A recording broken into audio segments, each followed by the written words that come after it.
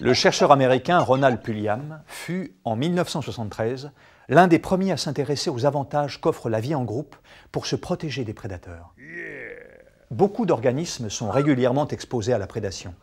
Et ils doivent être très vigilants, car leur sécurité dépend de leur capacité à repérer un prédateur en approche pour ne pas être dévoré.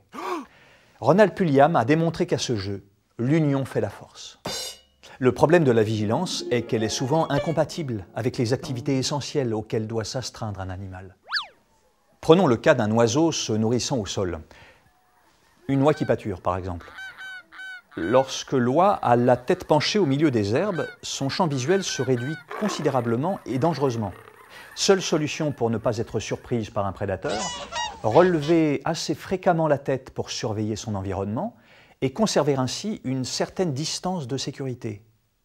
L'animal fait donc face à un dilemme, passer l'essentiel de son temps à se nourrir au risque de se faire surprendre, ou passer la majeure partie de son temps à surveiller et ne pas se nourrir.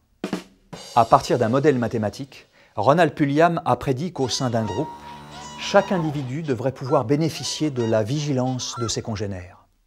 Il diminue donc son propre niveau de vigilance, tout en maintenant intactes ses chances de déjouer l'attaque d'un prédateur. Et cette diminution est censée aller croissante avec la taille du groupe. Alors, que faut-il en retenir? La vie en groupe présente des inconvénients et des avantages. Mais ici comme ailleurs, l'union fait la force.